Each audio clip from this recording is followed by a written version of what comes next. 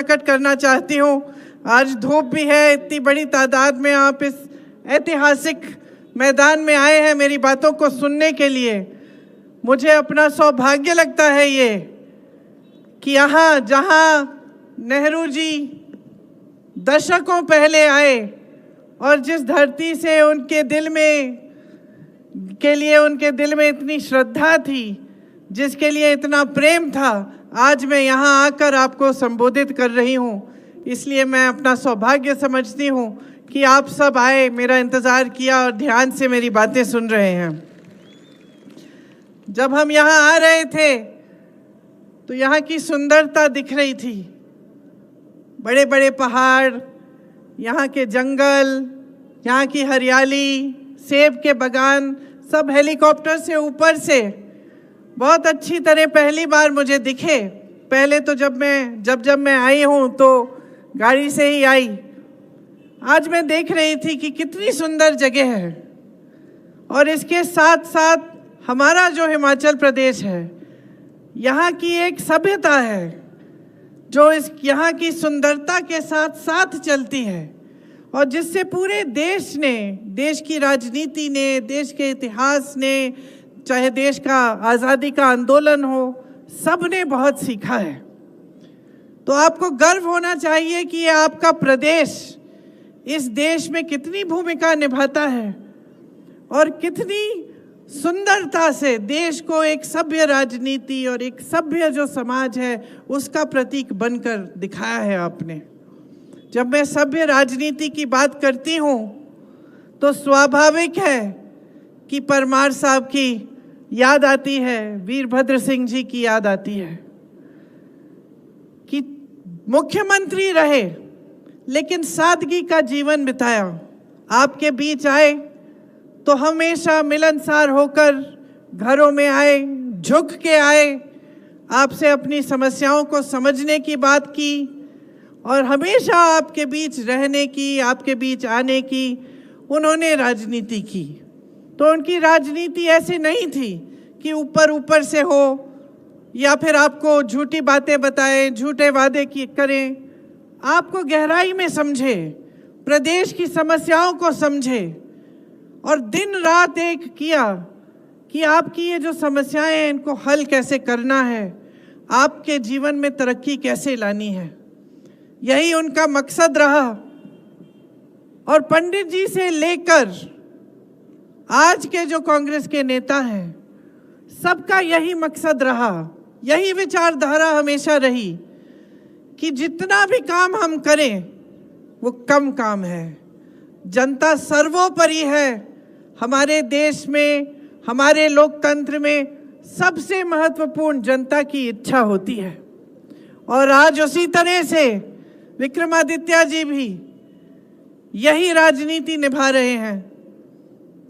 मैंने अभी काफ़ी समय से इनके साथ काम करके देखा है। पहले यहाँ के जो प्रदेश के चुनाव में, उसके बाद जब यहाँ आपदा आई, संकट आया आप पे, और उसके बाद जब कांग्रेस की सरकार को गिराने का प्रयास हुआ, और फिर आज जब आपके लिए यहाँ चुनाव लड़ रहे हैं, हर स्तर पर मैंने देखा कि जब मैंने इनसे बात की कि देखिए पार्टी की ज़रूरत है, अब आप ऐसे करिए, या पार्टी की सहायता के लिए ज़रूरी है कि आप खड़े हो जाएं, तो ये कभी पीछे नहीं हटे।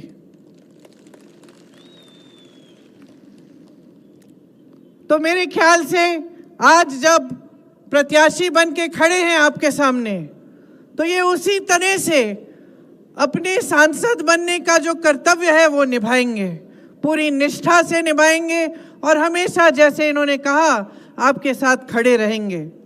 यहाँ पर्यटन का बड़ा कारोबार है और आपको बहुत पर्यटन के मौके मिलते हैं यहाँ पे मजबूती से, जब आपने कहा सुंदर जी, आपने कहा कि मजबूती से सबसे पहले पर्यटन का काम जब यहाँ शुरू किया गया तो पहले प्रधानमंत्री जवाहरलाल नेहरू जी के आने से हुआ।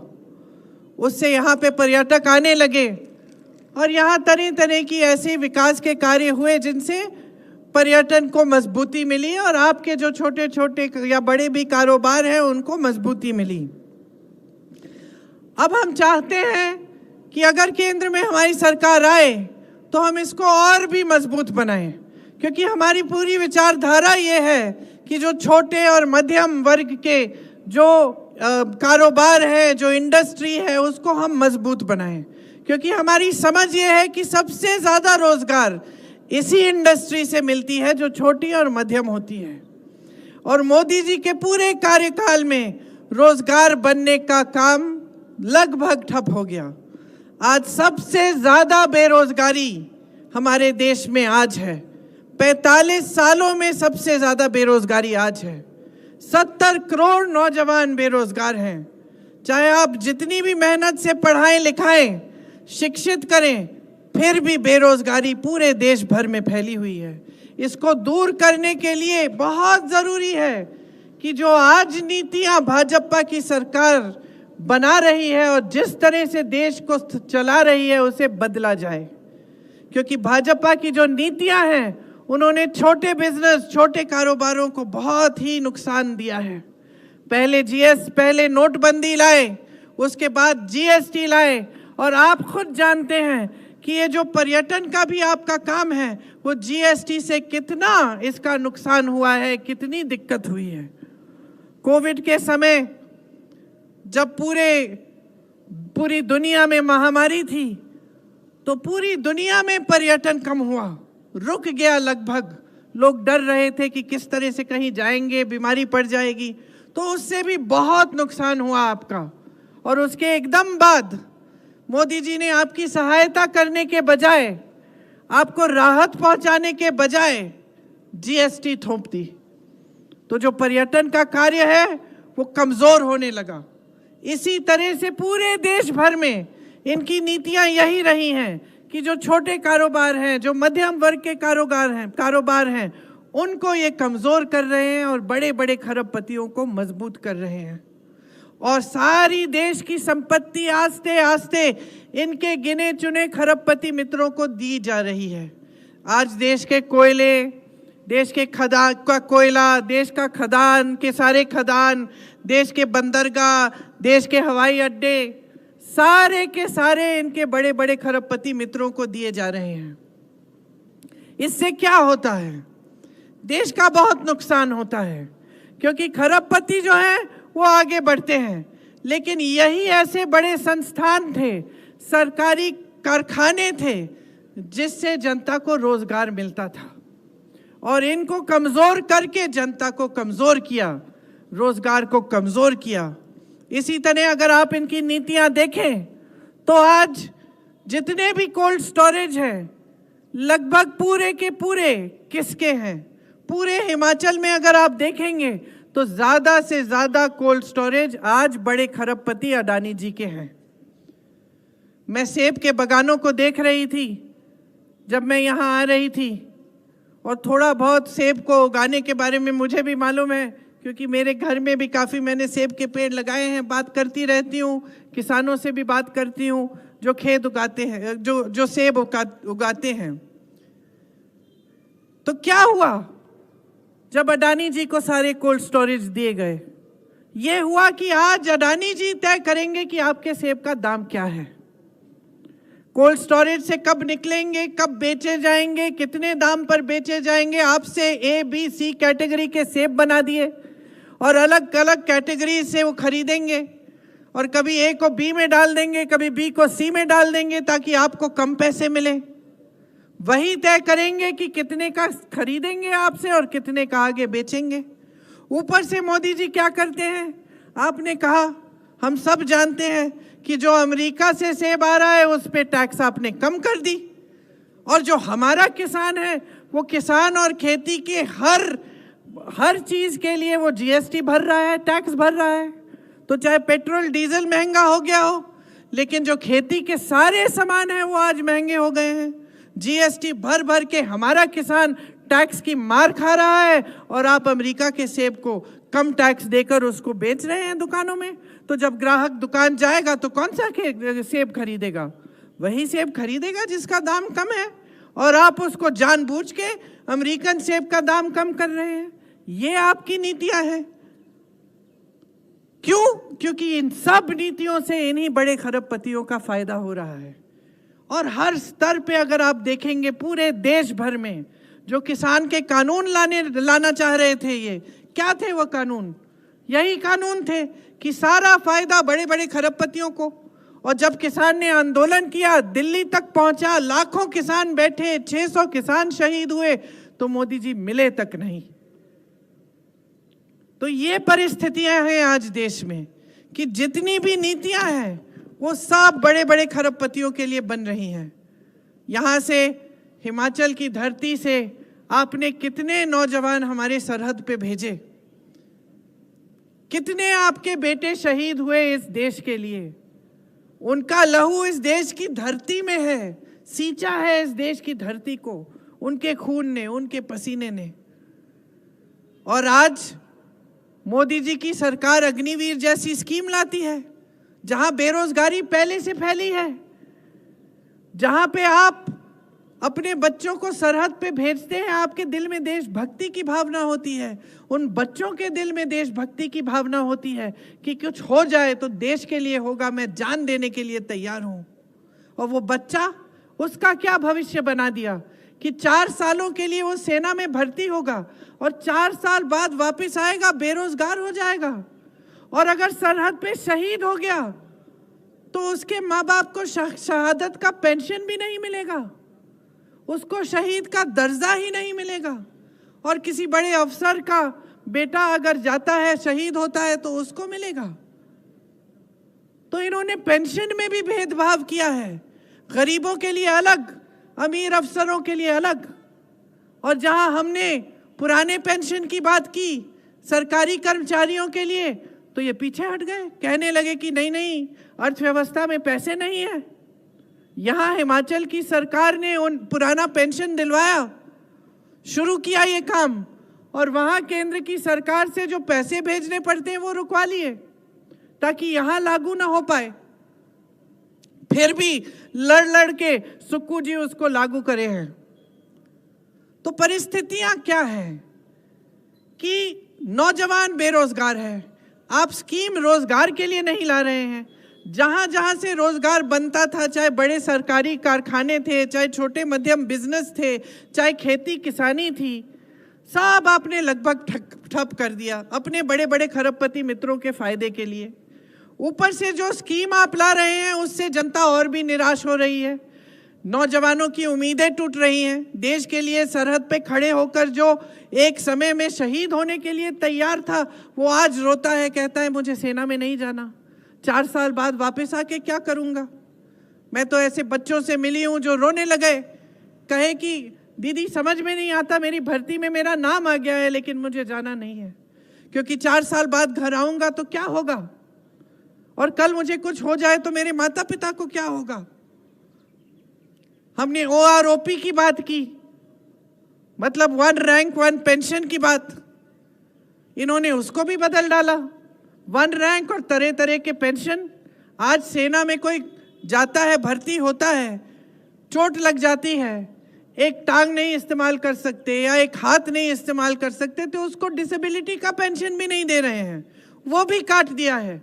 तो जनता के लिए कर क्या रहे हैं, क्या कर रहे हैं जनता के लिए? अडानी जी, अंबानी जी तो फूल रहे हैं, फल रहे हैं। उनकी बेटियों की शादी हम सब देखते हैं सोशल मीडिया पे, लाखों करोड़ रुपए खर्च रहे हैं, लाख करोड़ों का लहंगा पहन रहे हैं। और हमारे गरीब, हमारे किसान, हमारे सेब के जो बगान के लोग हैं, जो किसान हैं, उनका क्या? उनको कौन पूछ रहा है? हमारी मिडिल क्लास को कौन पूछ रहा है? जो अपना छोटा बिजनेस कर रहा है, अपनी मेहनत से, ईमानदारी से कमा कर अपने बच्चों को बड़ा कर रहा है, मुश्किल से बच्चों को शिक्षित कर रहा है, उसको आज कौन पूछ रहा है? उसको कोई नहीं पूछ रहा है मोदी जी और बीजेपी की सरकार में। आज अगर यहाँ हिमाचल में कांग्रेस की सरकार नहीं होती तो जितनी राहत आपको महंगाई से मिल रही है उतनी भी नहीं होती। पूरे देश भर में लोग रो रहे हैं, मेरी बहनें बड़ी तादाद में यहाँ बैठी हैं। सिलेंडर को देखिए, आज किसी से खरीदा नहीं जा रहा है। आज तमाम महिलाएं देश भर में जब कुछ खरीदने जाती हैं तो वापस खाली हाथ आ जाती हैं, एक दो चीज़ें खरीद के आ जाती हैं कि बाकी जो 3-4 चीज़ें हैं वो बाद में देखेंगे, अभी ज़्यादा ज़रूरत नहीं है, छोड़ दीजिए। बड़ी बड़ी चीज़ें नहीं, खाने के लिए सब्जी, दाल, आटा, जो रोज़ की चीज़ें हैं जिनके इस्तेमाल के बिना हमारे पेट नहीं भरते, हम गुजारा नहीं कर सकते। आज त्योहार आता है, ये दशहरे का मैदान है, आज त्योहार आता है दशहरे की तरह, तो ज़्यादातर महिलाएं देश भर में घबराती हैं कि किस तरह से हम करेंगे। मेहमान आएंगे, खाना पका के देना पड़ेगा, घर की लिपाई पुताई करानी पड़ेगी, कैसे करेंगे? क्योंकि जितनी भी मेहनत कर रहे हैं, जितना भी कमा रहे हैं, काफ़ी नहीं हो रहा है, क्योंकि महंगाई इतनी बढ़ गई है। यहाँ हमारी सरकार ने आपको राहत देने की पूरी कोशिश की है। 1500 रुपये जो महिलाओं के खाते में प्रतिमाह डालने की बात है, जो शुरू हो गई है लाहौल स्पीति में, उसको पूरे हिमाचल में हम करके दिखाएंगे। चाहे ये कितना भी रोक डालने की कोशिश करें। आज चुनाव के समय इन्होंने पिटीशन डाल दिया कि रुकवाया जाए, ठीक है, चुनाव के एकदम बाद हम देंगे। और सुक्कू जी ने ये भी कहा है कि जो अप्रैल और मई में चुनाव के समय नहीं मिल पाया वो पूरा आपको मिलेगा, क्योंकि हमारी इच्छा है कि देश की संपत्ति 2-4 बड़े खरबपतियों के जेब के बजाय आपके जेब में जाए। ऐसी स्कीमें आए जिससे आप मजबूत हों। हम इस चुनाव में ये कह रहे हैं कि अगर कांग्रेस पार्टी की केंद्र में सरकार बनेगी तो हम कुछ ऐसी स्कीमें लाना चाहते हैं जिससे आपकी तरक्की होगी, आपकी मजबूती आएगी। इसमें हम हर गरीब परिवार की सबसे बड़ी महिला के खाते में 8,500 रुपये डलवाएंगे। तो जो आपको हिमाचल सरकार देगी उसके ऊपर हम 8,500 रुपये केंद्र से देंगे अगर हमारी सरकार आई। और केंद्र में बहने 50% रोजगार महिलाओं को देंगे। इसके अलावा जो आशा बहुएं हैं, जो आंगनवाड़ी की बहनें हैं, जो मिड डे मील की बहनें हैं, इनका मानदेय बढ़ाया जाएगा, केंद्र से दुगनी राशि भेजी जाएगी। किसानों के लिए, किसान के खेती के जितने भी सामान हैं सब से जीएसटी हटाई जाएगी ताकि वो सारे सस्ते हो जाएं। ये जो संकट आप आज जिस संकटों का सामना कर रहे हैं, इनको हम हटाने की पूरी कोशिश करेंगे, इस तरह से कि सारे कोल्ड स्टोरेज एक बड़े खरबपति के हैं, ये सब चीज़ें हमारी सरकार में हम होने नहीं देंगे। हम आपको मजबूत करने का काम करेंगे। आपने सुना कि पंडित जवाहरलाल नेहरू जी जब यहाँ आए तो उन्होंने देखा कि सारे खेत बड़े बड़े खरबपति अरबपतियों के थे, और उन्होंने कहा कि ये खेत आपके होने चाहिए और सेब आप उगाएंगे और आपका फायदा होगा। और आज भी यही हमारी विचारधारा है। जो न्यूनतम समर्थन मूल्य है वो आपका कानूनी अधिकार बनाएंगे। हम कानून बनाएंगे कि आपकी उपज का सही दाम आपको मिलना आपका कानूनी अधिकार बनेगा। कोई पीछे नहीं हट पाएगा। कोई भी सरकार आए हमारी सरकार के बाद तो उसको करना ही पड़ेगा।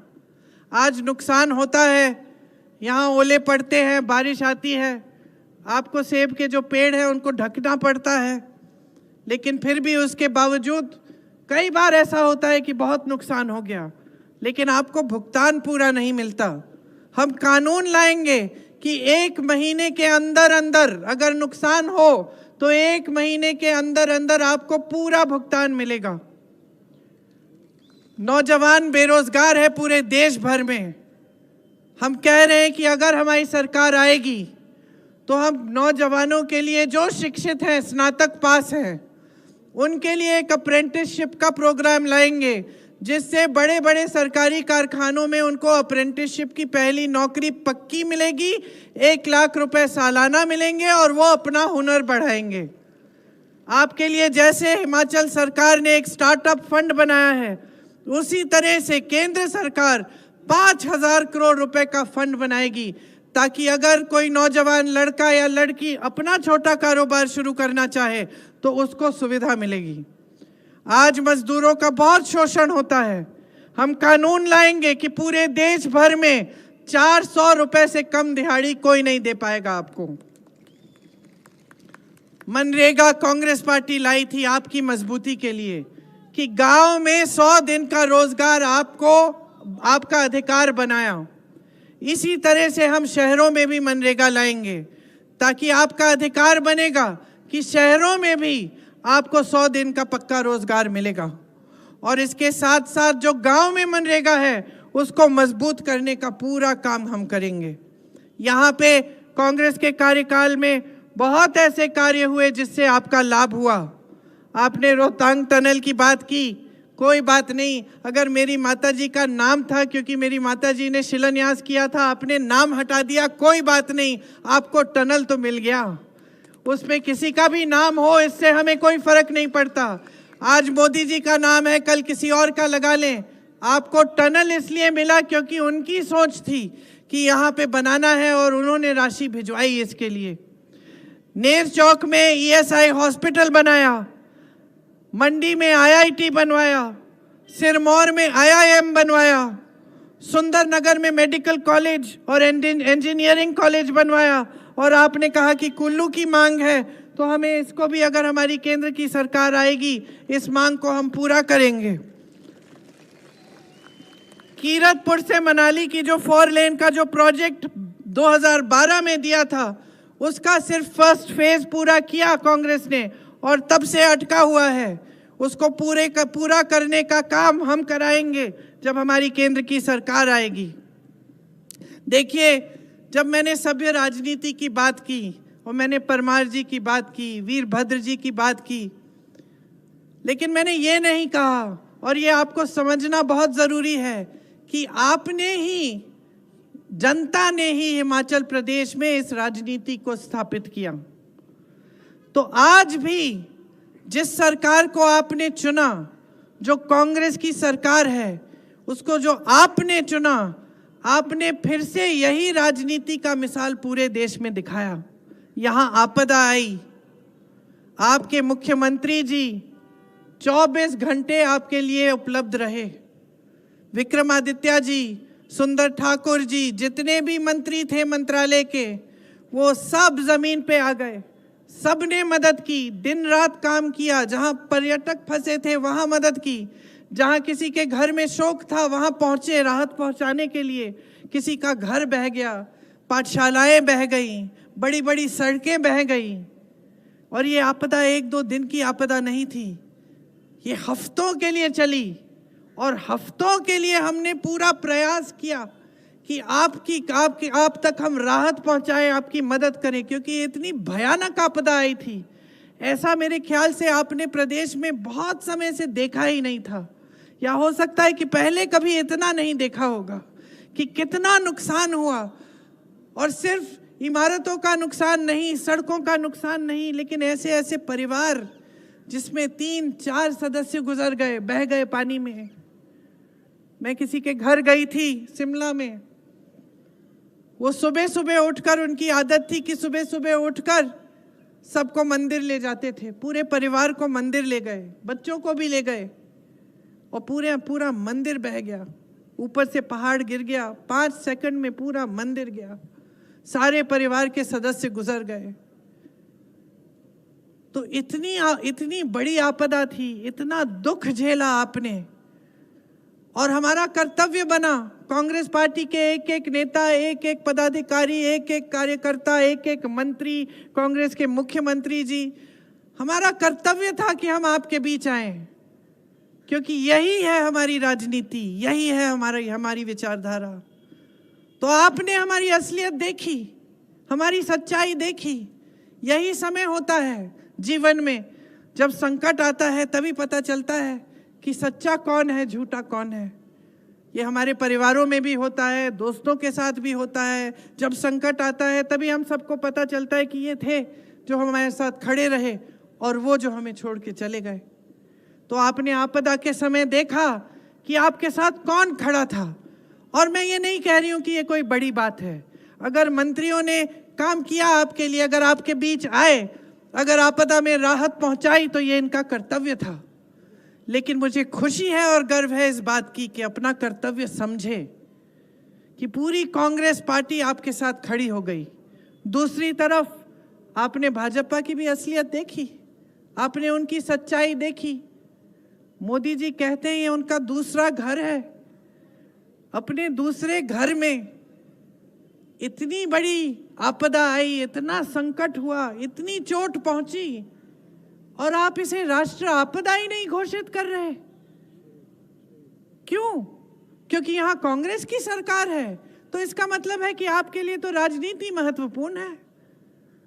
क्योंकि अगर राष्ट्र आपदा घोषित कर देते तो केंद्र से राशि आती, जैसे अलग अलग प्रदेशों में गई है। जहां आपदा हुई है भाजपा की, जहां प्रदेश की सरकार है वहां इन्होंने राशि भेजी।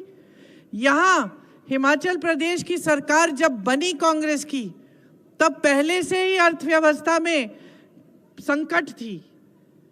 ऊपर से जब आपदा आई और जब केंद्र की तरफ से कोई राशि नहीं आई, सारी प्रदेश की राशि आपदा के लिए, राहत के पहुंचाने के लिए इस्तेमाल की गई। और जहां जहां आपने कहा कि जो राहत की जो पैसे हैं जो मिलता है उसको आपने दुगना 3 गुना करके बहुत ज़्यादा दिया, क्योंकि आप समझ रहे थे, हमारी सरकार समझ रही थी कि कितना दुख पहुंचा है लोगों को। इस समय हमें मदद करनी चाहिए, बाद में हम देख लेंगे कैसे करेंगे। लेकिन भाजपा के नेता ना आए आपके बीच, ना आपसे पूछा कि किस तरह से आपकी मदद कर सकते हैं, आपकी सहायता कर सकते हैं। और मोदी जी ने बड़ी बड़ी बातें तो कह डाली, लेकिन जो एक काम की चीज़ थी, आपको राष्ट्र, यहाँ पे राष्ट्र आपदा घोषित करने की चीज़, यहाँ राशि भेजने वाली बात, वो उनके मुंह से नहीं निकली। तो सच्चाई आप खुद अपने सामने देख रहे हैं। आपदा के बाद कुछ ही महीनों बाद क्या होता है? आपकी सरकार पर आक्रमण होता है। धन बल के आधार पर उसे खरीदने की कोशिश, विधायकों को खरीदने की कोशिश। बीच रात में विधायकों को चोरों की तरह हेलीकॉप्टर में, कोई गाड़ी में छुपा कर पूरी फोर्स लगा के ले जा रहा है कि दल बदलवा देंगे, इनसे सरकार गिरा देंगे। तो आपने एक और असलियत देख ली कि जो अपने आप को ईमानदार कहते हैं, जो कहते हैं कि देश भर में अकेले भ्रष्टाचार के खिलाफ वो लड़ रहे हैं, उन्होंने किस तरह से आपकी सरकार को गिराने की कोशिश की। कैसे पैसों के इस्तेमाल से विधायकों को खरीद के, दबाव डाल के, केस डाल के आपकी चुनी हुई सरकार, जो लोकतंत्र के तहत आपने चुनी थी, उसको ख़त्म करने की कोशिश हुई। तो पूरी सच्चाई बहनों और भाइयों आपके सामने है। एक तरफ भाजपा है जो हर तरह से सिर्फ सत्ता को बटोर के अपने पास रखना चाहती है। उन्होंने 10 सालों में ऐसे काम किए हैं जो कांग्रेस पार्टी ने सचमुच 70 सालों से नहीं किए। ये कहते हैं ना कि कांग्रेस पार्टी ने 70 सालों में नहीं किया जो हमने 10 साल में किया। सच बात है। 10 सालों में इन्होंने अपनी पार्टी को इस दुनिया की सबसे अमीर पार्टी बना दी। दुनिया की सबसे अमीर पार्टी। कांग्रेस पार्टी 55 सालों से सत्ता में थी, कभी इस दुनिया की सबसे अमीर पार्टी नहीं बन पाई, न किसी ने प्रयास किया उसे बनाने का। इन्होंने 10 सालों में वो काम कर लिया। इन्होंने ऐसे लोगों से चंदा लिया अपनी पार्टी को मजबूत बनाने के लिए कि आप पूछिए ही मत। हम सबको कोविड की वैक्सीन लगी, आज पता चल रहा है कि वैक्सीन के वजह से तमाम मौतें हो रही हैं। उस वैक्सीन को बनाने वाले से 52 करोड़ रुपए इन्होंने चंदा लिया। गुजरात में पुल गिरा, सैकड़ों लोग बह गए, उस पुल बनाने वाली कंपनी से इन्होंने चंदा लिया। जिन पे छापे मारे थे उनसे चंदा लिया, जिन पे मुकदमे डाले थे उनसे चंदा लिया, मुकदमे ठंडे बस्ते में डाल दिए, छापे बंद हो गए। ये है इनकी ईमानदारी और ये है इनकी सभ्यता। और आज आपको सब कुछ दिख रहा है। आपके सामने जिस प्रत्याशी को इन्होंने खड़ा किया है, उनकी सभ्यता आप देखिए, अपने ही कार्यकर्ताओं के बारे में क्या कह रही हैं। तो देखिए, आपके सामने एक बड़ा निर्णय है। एक तरफ एक सभ्य राजनीति, एक सच्ची राजनीति, जिसके मंत्री, मुख्यमंत्री, नेता सब आपके सामने संकट के समय भी आते हैं, दुख के समय भी आते हैं और तमाम आपके लिए विकास के कार्य करने की बात करते हैं। और वो कार्य करके दिखाते हैं। आपको वादा करते हैं चुनाव में, उस वादे को पूरे करने का काम जैसे ही सरकार बनती है शुरू हो जाता है। और दूसरी तरफ एक असभ्य राजनीति, जो सिर्फ हल्की हल्की बातों वाली राजनीति है, जिनके नेता आपके सामने आकर अजीब अजीब से बातें करते हैं कि भैंस चुराई जाएगी आपकी, कि आपके मंगलसूत्र चुराए जाएंगे। सबसे बड़े नेता हैं देश के, पंडित नेहरू जैसे लोगों ने वो पद संभाला। लाल बहादुर शास्त्री जी, इंदिरा जी, राजीव जी, अटल बिहारी वाजपेयी जी, इन सब ने ये पद संभाला। किसी ने ऐसी असभ्य बातें नहीं की, किसी ने उस पद की गरिमा को न देखते हुए पद का स्तर इतना नहीं गिराया जितना आज गिर रहा है। तो ये आपके सामने एक बड़ा निर्णय है। सिर्फ आप हिमाचल का अपना भविष्य नहीं तय कर रहे हैं, आप पूरे देश का भविष्य तय कर रहे हैं। ये जो वोट है आपका हथियार है, लोकतंत्र ने दिया है आपको, संविधान ने दिया है आपको। इनका कोई भरोसा नहीं है कि क्या करेंगे। संविधान बदलने की बात करते हैं, क्या पता आगे क्या करने जा रहे हैं।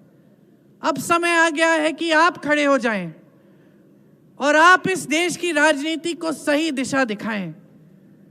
ये आपका सुंदर प्रदेश, ये आपकी सभ्यता, ये देवभूमि इसलिए कही जाती है क्योंकि सचमुच देवताओं की भूमि है। तो यहीं से आप दिखाइए पूरे देश को, यहीं से संदेश भेजिए। भारी से भारी बहुमत से विक्रमादित्य जी को जिताइए।